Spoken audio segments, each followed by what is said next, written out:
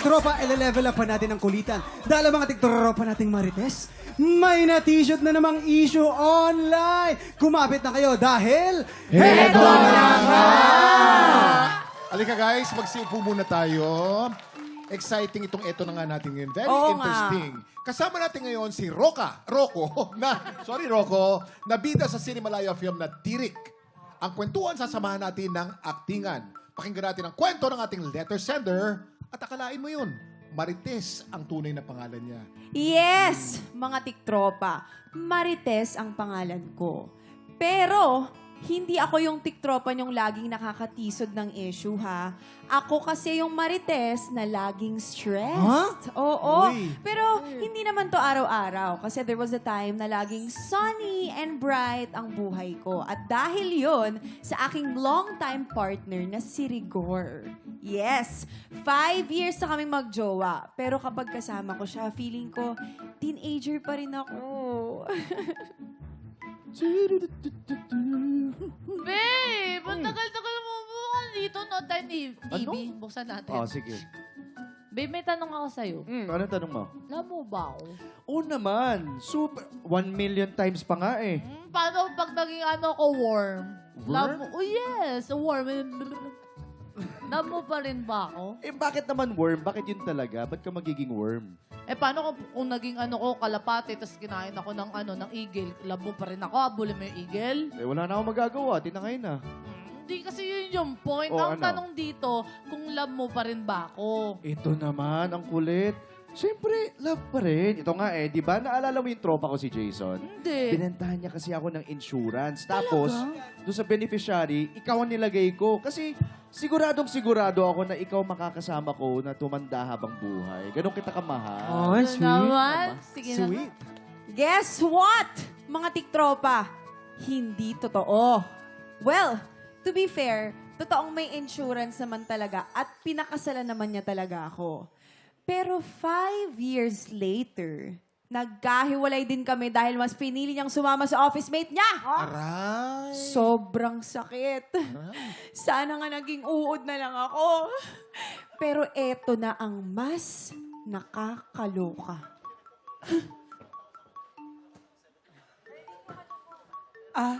Hi Marites. Ako pala si Marivic, yung girlfriend ni Rigor. Ha?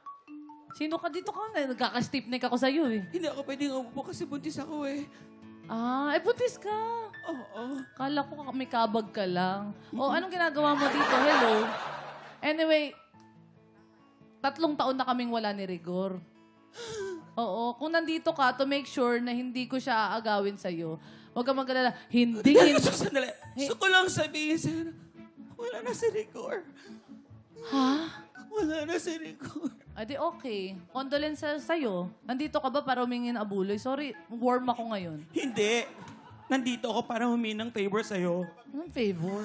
Alam kong ikaw ang nilagay niya sa beneficiary sa insurance niya. So ikaw ang legal makakatanggap. Ikaw lahat na makakuha. Pero buntis ako. At kailangan ko ng pera. So I'm here to ask you a favor. Babae sa babae. Kung nakuha mo sana yung mga claims, sana ibigay mo na lang sa akin kasi kailangan ko. Tsaka itong dinadala ko, siya ang ama. Pwede sumagot? Hindi pwede, please, ibigay mo na lang sa akin. Alam mo, nung ginawa nyo yan, wala naman ako dun Bakit kukunin mo sa akin? Ako yung beneficiary. Wala akong pakialam Wala ko, hiwalay na kayo. Warm ako. Hiwalay na. Diba mga tiktropa, nakakaloka talaga 1 million times. Gets ko naman yung pinagdadaanan ni Marivic. Pero teka lang naman ako ang legal na asawa. At hindi ko pa rin nakakalimutan ang panloloko nila sa akin. Siguro naman deserve ko rin yung insurance money na yun dahil sa panloloko nila sa akin, di ba? Ano sa tingin ninyo? Nagmamahal? Marites.